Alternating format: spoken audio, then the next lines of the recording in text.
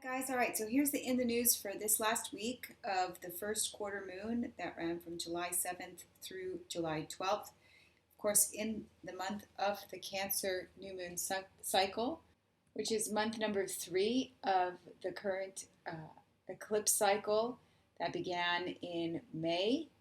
And of course, I've mentioned before that month number 3 means that we're approaching the midpoint. After month number 3, that's when we have reached the 3-month mark of the 6-month chapter that's unfolding with the last set of eclipses. And so that's when we're going to start to see the tangible manifestations of what those eclipses called for. And just as a quick review of what they called for was that we would be seeing a deepening of bifurcations, meaning more polarity in the collective. And at a personal level, we would be seeing people, those that are distracted and not paying attention to things that are going on, and those that are using that discernment to attune to the nuances that are happening very much behind the scenes. There was a Mercury retrograde that in Gemini that was very much part of these eclipses. It was saying that we need to be able to use discernment. There's a lot of deception and distraction. There are uncomfortable truths that could cause some people to distract themselves, and that's that cognitive dissonance. It's a need to think differently, need to be able to look at things, and a need to be able to use our intuition to navigate. With the Saturn square, the nodal axis, that we would see a lot of sudden disruptions in the tangible world. That's a lot of the Taurus Scorpio axis of the nodal axis, and Saturn square that, meaning that there's a lot of restructuring at the government level as it applies to that nodal axis, and certainly we would be seeing more abuses of authority. At the same time, a lot of authority figures standing up with integrity in regards to this restructuring that's taking place. So we would need to be reprioritizing our lives based on the information that we're picking up intuitively. It's such an eclipse that's really calling us to be more discerning.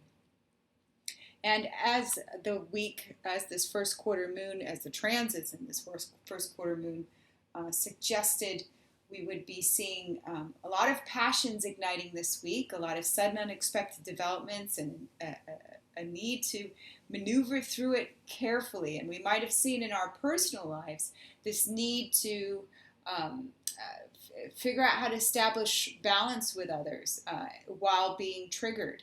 And a lot of that with the North Node in Taurus really calling us to greater states of self-reliance, to greater states of integrity, and principles, and also taking accountability for ourselves and our emotional states.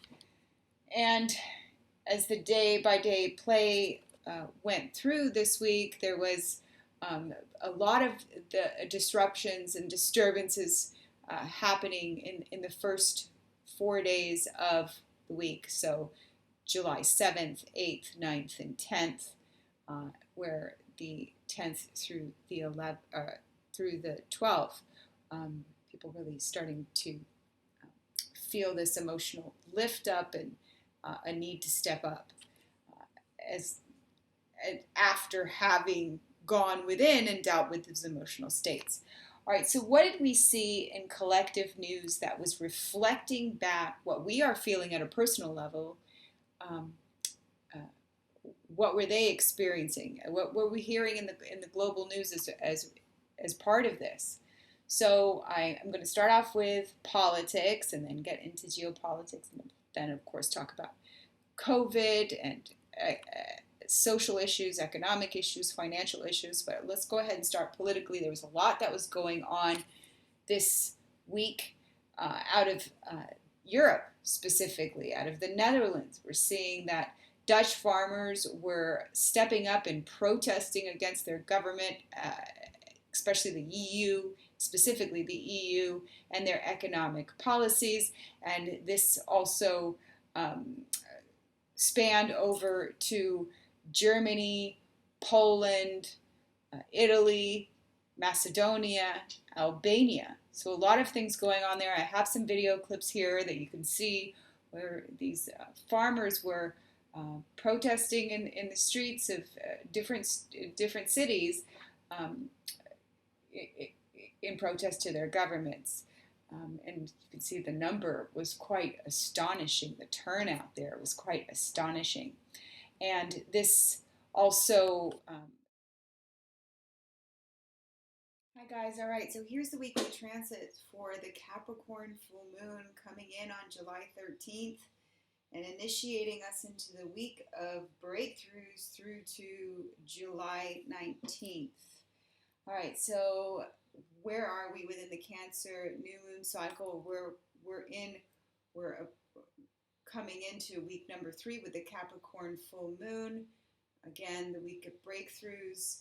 And I always like to give a little bit of a review of what we've gone through so far, just to keep our minds fresh back to what are the themes of this Cancer new moon cycle, all about emotional mastery, really working on ourselves over the first 2 weeks so that we could step up more in the last 2 weeks. So with week number 1, we had the Cancer new moon, and the moon went a quarter way around the earth, and that was emotionally anchoring. Maybe we had situations coming in that were calling us once again to stark attention with our mind over matter mind states, but this time in relation to our emotional realm and the emotional realm of others, and really tuning in empathically. Again, the Cancer season really heightens our abilities to feel at a deeper level, and so really kind of leaning into that and using those mind over matter mindsets to really note any kind of even the subtle fluctuations going on. And this last week we were in week number 2. That was when the moon, after coming into that first quarter square, continued her journey halfway, basically approaching the halfway mark around the earth. That's what makes the full moon. In this last week, it was the week of facing challenges. We might have had some tense situations that we had to address as part of this emotional anchoring, as part of this emotional mastery. It's as part of us going deeper into ourselves and what we're feeling, and kind of rebalancing things with others. And that's why this last week was about kind of getting ourselves prepared, rebalancing those things in our personal lives in preparation for our week number 3. And in this week, again, the week of breakthroughs, as you can see, I have those visuals there at the bottom. This is the week where we really start to see the sprouts of our intentions, of that emotional mastery, and any other intentions that we set for ourselves as it relates to emotional mastery. And so we're going to see more of this emotional mastery and a sense of assuredness come out if we are doing the work. In this week, the moon will be in the sign of Capricorn at the time of the full moon, but soon after, because she's at 21 degrees, so less than a day afterwards, she will move into Aquarius, then Pisces and Aries. And again, this is what's going to help us make the breakthroughs to bring the sprouts of those intentions that we set for us. So this week I'm calling it Tests of Emotional Mastery. Where are we when it comes to the last 2 weeks, and how well we've prepared ourselves in our personal lives in preparation for this full moon? About this, we could be coming into this awareness that we were wrong before, that we had something wrong. Forgiveness is so key. And we also need to remember that this eclipse was helping us come into greater mind states. Remember the Sabian symbol for the eclipse. Go back to the month ahead report to get that, where we were really working on the powers of our mind so that we can enhance our sense of intuition with of course, things that are going on in the collective from here and over the next several years, so that we can adjust to things swiftly, right? And so there is this sense of needing to adjust, needing to make reinventive moves, needing to be able to get over the pain of, oh, I did something wrong, and or had something wrong, and move through that quickly. I do want to add one last thing, that Ceres is making a trine to Neptune. So as long as we're taking care of our emotional states and we're self-nurturing ourselves, forgiving ourselves, it kind of gives a super boost to that type of energy. So definitely I'll be talking about this on All Things 5D. I'm also going to be talking about how to protect ourselves, our energetic boundaries, evil eyes, psychic attacks, because of course with dubious things happening with relationship dynamics, there is the potential for negative energy to be thrown our way. And you know, how do you protect yourself from that? How do you not allow yourself to get emotionally thrown off by that?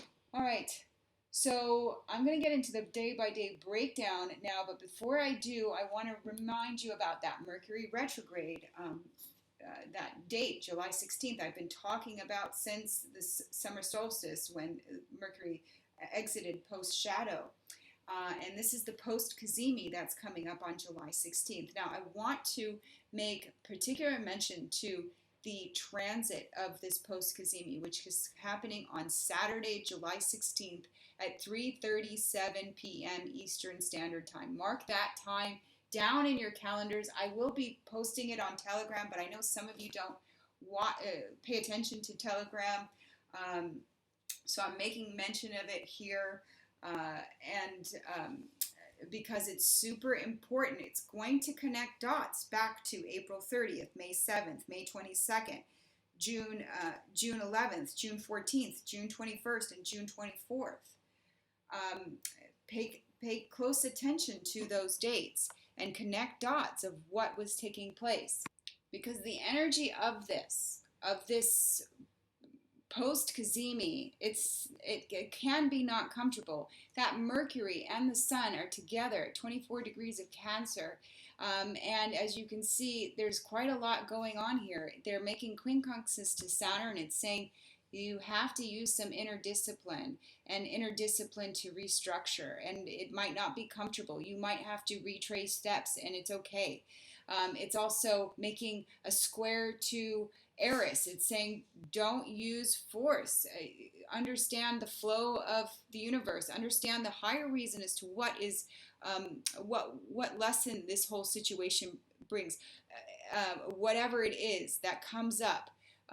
Not why is this happening to me, but what is this trying to show me, especially as it relates to realizations or more awareness, red flags that could be coming up, or having a different look at those dates and saying, oh yeah, I missed that, but now I see how the universe is communicating to me. I see the language that it's giving me. And it is making a trine to Neptune, so we have the support to do that. However, trine to Neptune also says that we could be easily duped, especially if we're not having the discipline, if we're letting someone else take control of us, and we're in those states of like, well, everyone else is doing it, so I'm doing it. But be careful with that. Venus also at that time is making a quincunx to Pluto, saying there's opportunities for people to be using hidden agendas, sleights of hand, to gain control. So we want to be very careful about July 16th, Saturday, 3:37 p.m. Eastern Standard Time. For those in Sydney, 5:37 a.m. Sydney time. But around that time, it's building up to that. It doesn't have to be precisely at that time, but it's around that time. Be very careful of what's coming through, or what comes through as an email or a development. Pay attention. Let's get into some of the shadow work. How can we work on ourselves shadow work wise this week? And I do want to do a quick review of what we've talked about so far. So in week number 1, it was about taking emotional responsibility, challenging ourselves to avoid immediately needing to go tell someone about our triggers or involve them in our dramas, because what happens then is we're not aligning with the bigger message. We're not having that message or communication flow with the universe and reflecting on what it's trying to show us, and how can we connect some dots. And if we're sharing our dramas with other people, we're giving our dramas and our energies of that drama to that person. So we're kind of dumping our energies on that person, and the other people around us may not necessarily have the same level of consciousness to see it through the eyes of synchronicity to help us with that. And it's super important also to know, what big theme of what's happening in the collective, when we can't control our emotions, others can do it for us. We're easily manipulated, and we're seeing, like I said, we're seeing a lot of that in the collective. We're seeing a lot of people getting triggered by the Supreme Court decisions that are going on. And, from an outside perspective, these are not issues that are in need of that much focus compared to the economic collapse, but these people have been triggered, and it's creating a lot of social unrest that then others with hidden agendas can come in and say, oh, well, you guys can't take care of yourselves, we'll have to come do it for you. So definitely need to take emotional responsibility of ourselves. So also then in week number 2, it was about emotionally restructuring ourselves. And so I brought in the topic of the 7 seed mirrors, something that has really helped me on my journey, and so many ways was so synchronistically brought to my attention to bring to you here. Not to mention that Greg Braden's birthday was up to find out that his birthday is the day of what this Cancer new moon was on June 28th. And so this is critical because this message, the 7 seen mirror, is super valuable because it starts to help you see the different ways that people come into our lives. It's not always a direct reflection. I'm not going to just always attract. If I've attracted a narcissist, that doesn't mean I'm necessarily a narcissist. That could be different reasons why that person is coming in. It could be the empath that judges the narcissist or needs to deal with the energetic boundaries that I have, needs to be a little bit more discerning. So this was a really fantastic video. If you haven't had a chance to watch it, I highly recommend it. And if you haven't had a chance to watch last week's All Things 5D, I go through each of these mirrors and how that has come up in my life. So now I'm going to talk about energetic protection because we have this Venus square Neptune, because we have Mercury square Chiron. A lot of triggers, a lot of potential for sleights of hand when it comes to people, confusion, etc., and a need to be protective of our energetic boundaries. So I'm first going to go over things that, just in general, to maybe start practicing as part of energetic protection. And first, one thing that has been a big part of my journey was learning to say no to friends or people or to invitations when I really didn't feel like going out. And that's starts to help you really tune into your intuition.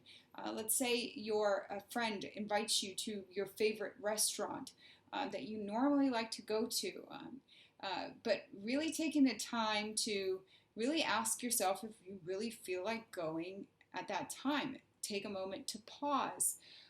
Also to say no if really you're not in the mood for it, or you're just going about the motions because you had a great time before, but maybe you're not feeling that. So learning to say no is super important.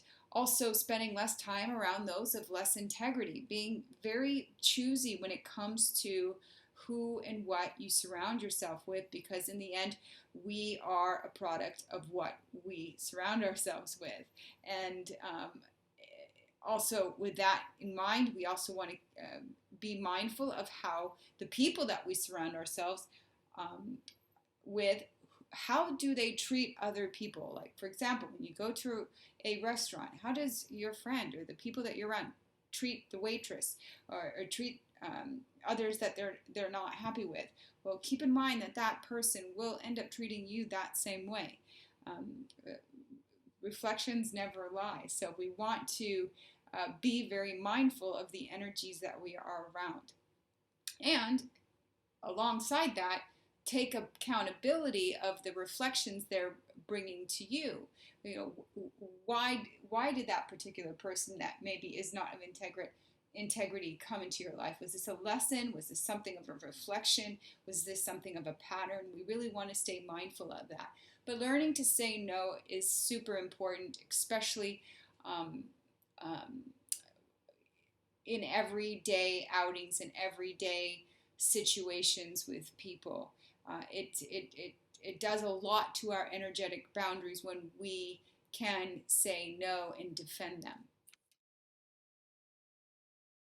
Now, as you know, I do all the astrology by the moon cycle, and I've talked about the different phases of each of these phases, where the new moon is about setting intentions, the first quarter moon about taking action or facing challenges, the full moon about breakthroughs and making shifts in our lives, and the last quarter moon about release to receive. And those key words really tell you a lot about the personality types that they apply to. So let's go ahead and take a look at them. And I'm going to reorganize them in such a way that the new moon and first quarter moon are really speaking about, you'll hear this quite a lot, about waxing moons. A waxing moon is basically the moon between the new moon and the full moon, or building up to the full moon, and that includes the new moon and the first quarter moon. And then the waning moon is once the moon has reached that full moon position and is working up to the next new moon. So it includes the full moon and the last quarter moon. So important, those two words, because it really does come up quite a bit. And so waxing is it's building up to the full moon, waning, it's moving away, it's moving to the next new moon, it's closing out a cycle. All right, so let's look at the different personality types that one can kind of infer from based on